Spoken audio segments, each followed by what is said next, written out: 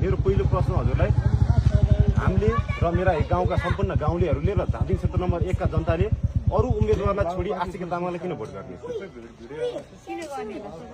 हजुर नै हजुरले चाहिँ किन गर्ने भन्नु पर्यो क्या मलाई। मैले त सबैसँग सोधिरहेको यहाँ आउनु जो क्यान्डिडेट आउनुहुन्छ सबैलाई सोधिरहेको छु।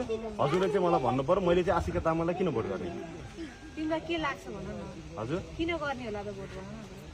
मैले त कहाँ भन्न सक्छु त्यही त म तिमीलाई सोध्दैछु क्या। यो सुन्दा एउटै क्वेसन सुन्दा तपाईँको एजेन्डा घोषणा पत्र त यति लामा त्यो सुन्दा होइन, धारा छ, पानी छैन, बाटो छ, नाक थुनेर बस्नुपर्छ।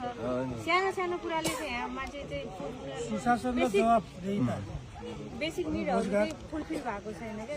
कुराहरू चाहिँ अब खेत छ ऊ छैन, सिँचाइ गर्न पाएको छैन मान्छेले होइन, बारी छ त्यतिकै बाँझा भएर बसिरहेको छ। किन त भन्दा चाहिँ अब हामीले ६५-६० आन्दोलन म तिमी जस्तै जेन्जी भाइ जस्तै सिएनजी थिएँ म त्यो बेलाको, म पनि गएको हो।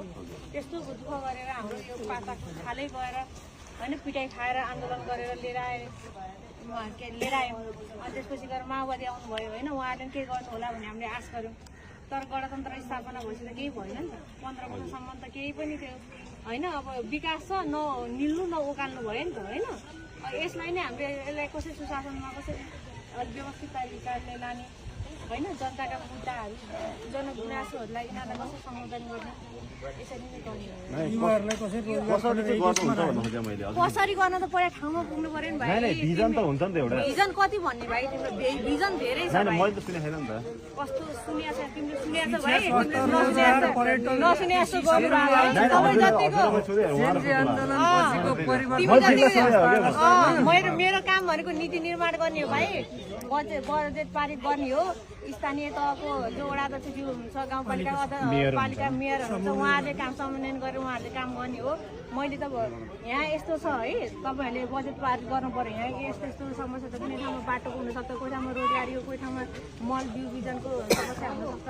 हरेक ठाउँको एउटै समस्या हुँदैन। तर यो धादिङ क्षेत्र नम्बर 1 मा सबैको समस्या एउटै के हो भन्दा बाटो छैन, बाटो पिच भएको छैन होइन। बाटो भए पनि मान्छे नाक थुनेर बस्न पनि हिँड्नलाई डराइ होइन। धुलोले चाहिँ मान्छेलाई क्यान्सर पीडितदेखि लिएर हरेक किसिमको श्वास प्रश्वास सम्बन्धी रोगदेखि लिएर हरेक किसिमको रोगबाट ग्रसित हुनुपर्छ। इभन यो इँटा भट्टा बस्तीको बिचमा इँटा भट्टा छ। अब यस्तो कुराहरू हामी ठुलो कुरा खोज्दैनौँ कि भाइ, ठुलो भिजन दिन भनेर के अनि मैले त्यो त अब त्यो जुन कुराहरू हामीले सानो बेसिक कुरा चाहिँ हामीले चाहिँ यो यहाँको जनताहरूले यस्तो सानो कुरा अनुभूति गर्न पाउनु भएको छैन होइन। आफ्नो अगाडि बनेको 15 वर्ष यो 2052 सालमा बनेको बाटो अहिले